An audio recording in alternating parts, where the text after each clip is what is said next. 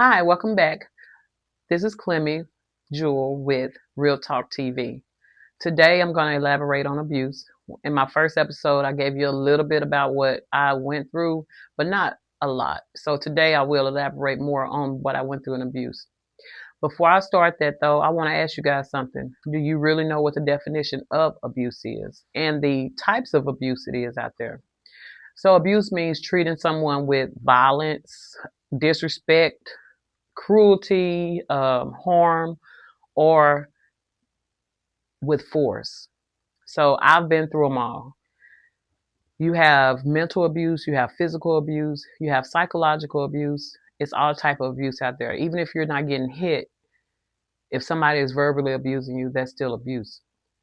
So the relationship I was in, it was in the 90s. The guy that I met first, he was charming, good guy, nice, all that.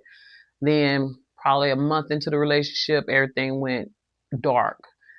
The first time he ever hit me was we was out in public, actually, at a McDonald's, and I don't even know really what happened. All I know is I was sitting on a stool at McDonald's waiting on something to eat, and all of a sudden he just walked up and just slapped the crap out of me. And think I was like 18 then. I was pregnant with Antonisha, I believe, my second oldest daughter. And um, that right there, the first time was not the last time. So it started a cycle, um, and it was bad. So throughout the years, I got hit for any little thing from when I got paid taking my money. Um, I was working at a good job called Bronner Brothers. It was a hair care company. Y'all probably heard of it with the pump it up spritz and all that. I used to work for the sub company called Century Systems, and I was their marketing manager. He used to ride the bus with me to work, look through the window, and of course, I'm a marketing manager, so I'm going to be on the phone all the time. And he used to look through the window and then call me, "Who is that you talking to?" And I'm like, "I'm at work. It's 8 o'clock in the morning. Like, why are you outside my window looking at what I'm doing?" But that's abuse. That's controlling. Like, you want to control everything that I did. And so when he fought me, like I was disconfigured. I had knots in my head. I was so scared at one time that I had taught my two children how to dial 911 because I thought I was going to lose my life. It was scary. And I came home back to Texas 3 times after leaving him and ended up going back. So don't ever think that you know why a person is staying. A lot of times we sit up here and we say, "How you stay? Well, why don't you leave? She ain't got to stay. You ain't got to take that." But you never know what a person is going through mentally. It's a mental thing. Like, it's hard to leave an abusive relationship. I don't care how strong you think a person is. It is hard. So when I was in Atlanta, I came back home to Texas, like I said, 3 times, and end up going back for whatever reason. You call up, "Baby, I'm sorry, I ain't mean to hit you. I won't do it again." And of course, you believe in it because what you want a good relationship. You want somebody to love you. Somebody tell you they love you. You believe it. Those 4 words are powerful, but a lot of people lie about their love to you. So you have to be careful. In the beginning, like I said, we was good, and then once the fight started, he introduced me to cocaine, and if I didn't do it, he was fighting me. He was beating me. He was almost had me where I was very unrecognizable. I thank God today that my face doesn't have permanent marks from all the abuse that I went through. Running from payphone to payphone. Back then in the 90s, we had payphones where we used to call, and my mom was so scared because I was running here and there trying to call her for help, which she's in Texas. What can she do, besides call the police? Um, One time I did get courage to call the police, and at this time, he had ended up choking me with an extension cord. So I had the cord around my neck, and almost passed out. So once he released the cord, I ran out the house. I ran so fast, and I ran to the payphone, called 911. He was coming up, and he was like, baby, don't call the police on me. I'm sorry. So he went to jail. Uh, was at the last? No, I still stayed, of course. I don't know why. But for 6 years, I took a lot of abuse.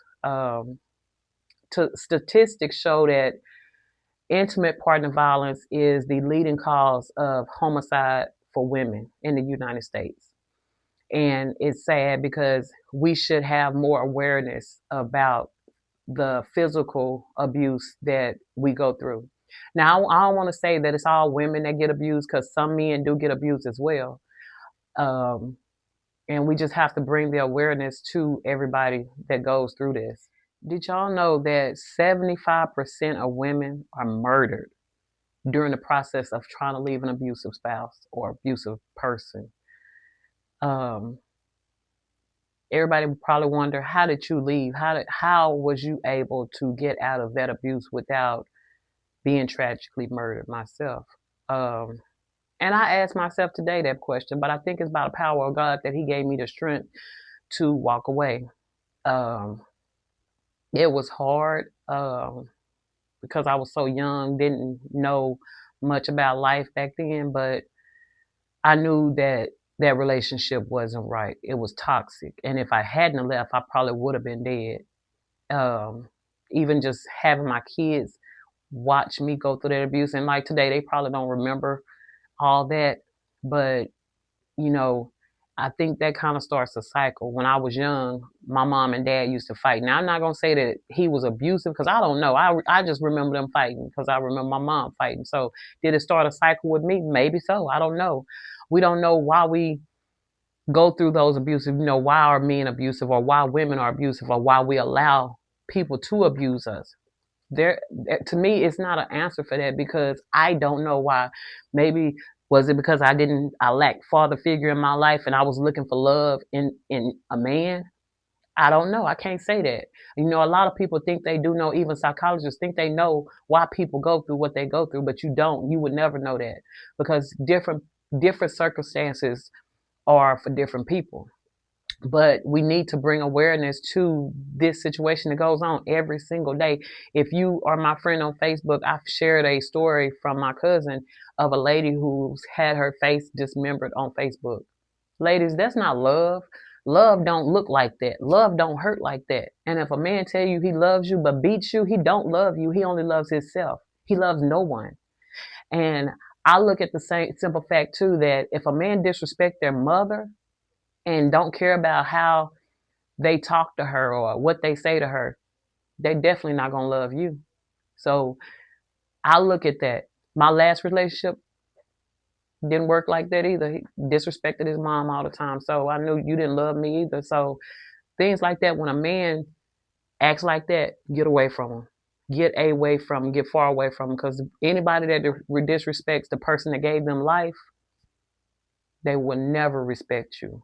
And that's where that psychological abuse comes from. Even if a person is not hitting you, it's just as bad if they mentally is abusing you, if they're calling you at your name all the time, or they downing you all the time. Love don't look like that. A man that loves their woman is gonna always give her hope for the future, or tell her nice things. You look good, baby. You gonna always bring her up and not tear her down. Same thing with women. Women, you don't tear your man down, bring him up. All right, well, I've told you about my life, my story. Now I'm going to be open for questions that you might have, any experiences you might have. So, callers, if you're ready to call in, you want to join the podcast, I am accepting calls right now from you, and nothing is off limit. Hello, caller. Welcome to Real Talk TV with Clemmy. How are you doing today? I'm doing great. So, what questions do you have for me?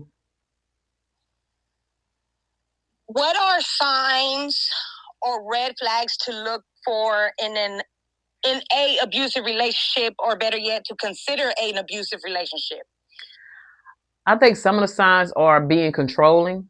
I would say, like, if somebody is want to know your every single move in a different way. Like, say for instance, they gotta know, okay, you going to the store, or it's a difference when you in a good relationship and you let your significant other say, hey, babe, I'm going here for a good reason. But when you have somebody that just, oh, where you going? Well, who you going with? Well, what you doing? That's starting to be signs of a controlling relationship. Okay, and how long did it take you to get through it? 6 years. You come out, get through going through that, or after I left the relationship? Well, just going through the abuse alone. Through the abuse alone, I went through it for 6 years.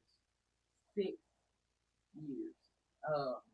And this was being abused daily, like almost daily, like every other day. So it was a long time, but what made me get through it was having strength. I was a strong person. I worked, I worked every single day. I think that was my outlet, was working. And when did you know that it was time to like get away? Like, what did it take for you to get away?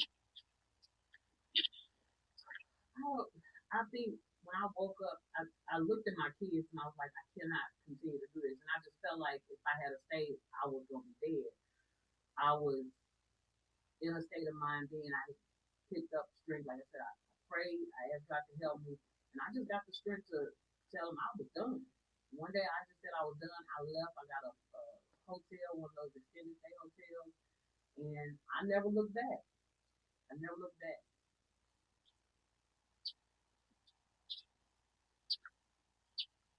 Okay. You have any more questions? No. That was it. I mean, that's all. Well, thank you for calling in, ma'am. You're welcome. Have a good day. You too.